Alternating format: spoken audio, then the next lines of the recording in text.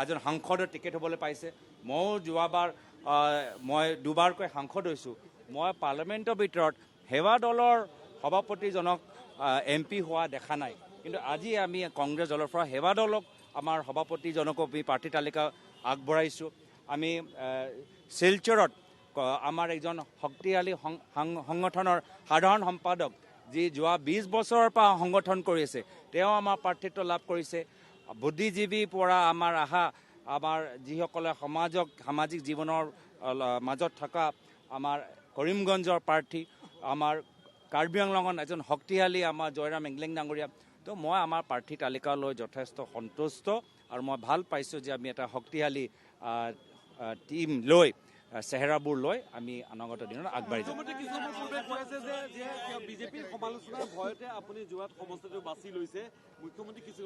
মইতো বিজেপিৰ কাৰণে মোক দুখ লাগে, মানে ইমান দিনৰ পৰা তেওঁ যোৰহাট নগাঁও এয়ালৈ খুব ফূৰ্তি কৰিলে, এতিয়া ফূৰ্তি কৰিব নোৱাৰিব, এতিয়া যুঁজিবলৈ সময় আহি গ'ল আৰু আগতে বহুত ভাবিছিল। চাওক, ইতিমধ্যে বহুতে আমাৰ যোৰহাটবাসীৰ ৰাইজে যোৰহাট লোকসভা সমষ্টিৰ কথা কৈছোঁ, যি দিন আমাৰ দলৰ প্ৰাৰ্থী তালিকা ওলালে প্ৰকাশ হ'ল, সেইদিনাই যোৰহাট শিৱসাগৰ চৰাইদেউ অঞ্চলৰ ৰাইজে সিদ্ধান্ত ল'লে যে এইবাৰ যোৰহাটৰ ৰাইজে এটা কংগ্ৰেছ দলৰ প্ৰাৰ্থীক লোকসভালৈ পঠাব। এজন সাংসদৰ টিকেট হ'বলৈ পাইছে। ময়ো যোৱাবাৰ মই দুবাৰকৈ সাংসদ হৈছোঁ।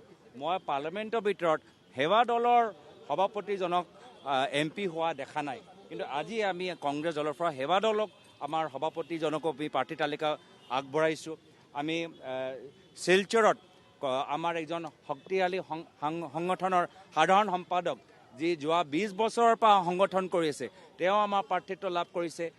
বুদ্ধিজীৱীৰ পৰা আমাৰ আমাৰ যিসকলে সামাজিক জীৱনৰ মাজত থকা আমাৰ কৰিমগঞ্জৰ প্ৰাৰ্থী, আমাৰ কাৰ্বি আংলঙত এজন শক্তিশালী আমাৰ জয়ৰাম এংলেং ডাঙৰীয়া।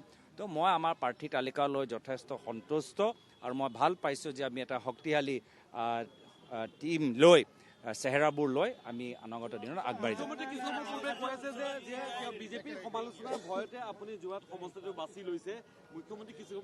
মইতো বিজেপিৰ কাৰণে মোক দুখ লাগে, মানে ইমান দিনৰ পৰা তেওঁ যোৰহাট নগাঁও এয়ালৈ খুব ফূৰ্তি কৰিলে, এতিয়া ফূৰ্তি কৰিব নোৱাৰিব, এতিয়া যুঁজিবলৈ সময় আহি গ'ল আৰু আগতে বহুত ভাবিছিল।